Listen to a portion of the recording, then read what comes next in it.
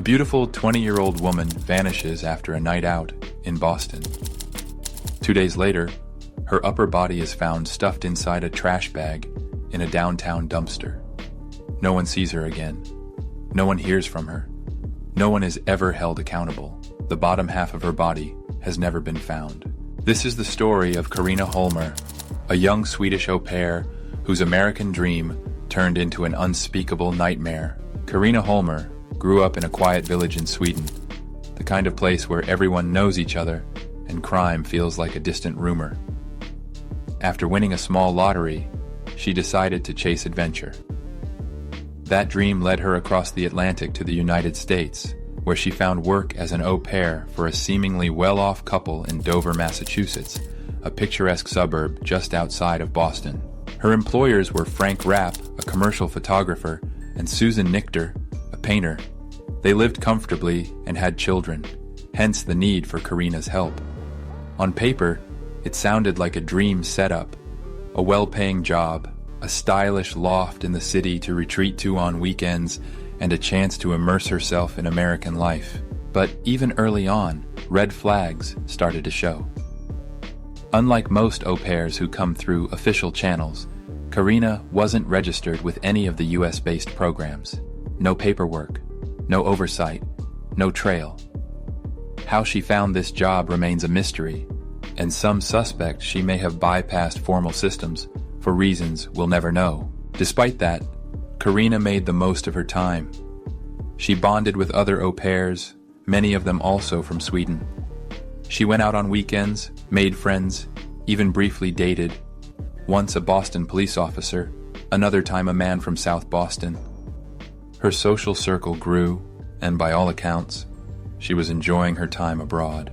But then the letters home began to change. At first, Karina wrote to her family and friends about homesickness and fatigue. She was doing more housework than expected, she said, and it was wearing her down.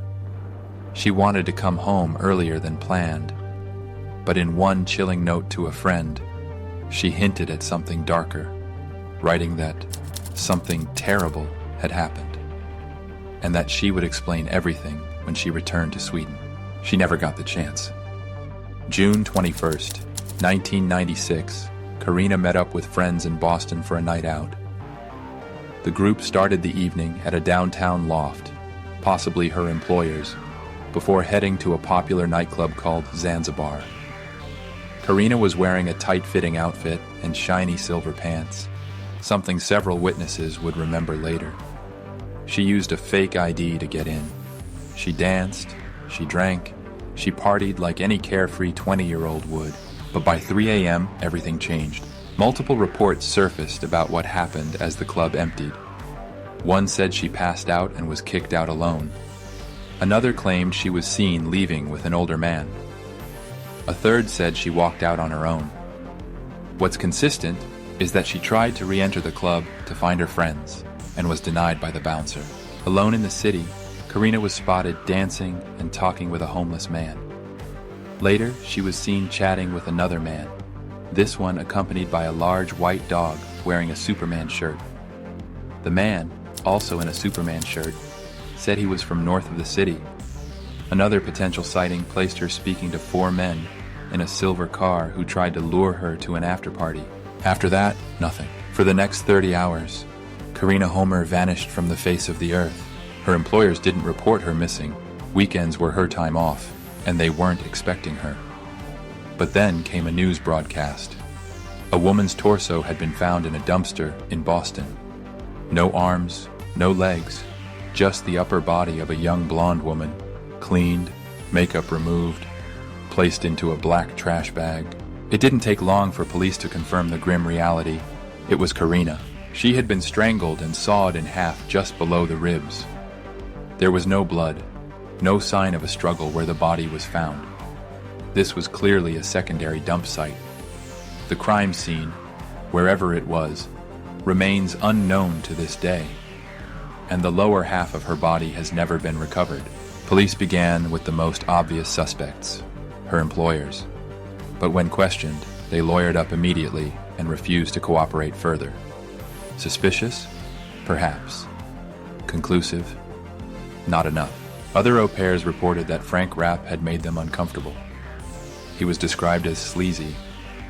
Karina had frequently spent her weekends at his city loft.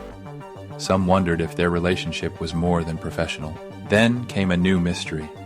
The day after her torso was found, a dumpster just 200 feet behind her employer's condo erupted into flames. Investigators rushed to the scene, suspecting someone may have tried to destroy evidence. But the fire left too little behind to draw conclusions. Next, police turned to the eccentric man with the white dog and matching Superman shirts.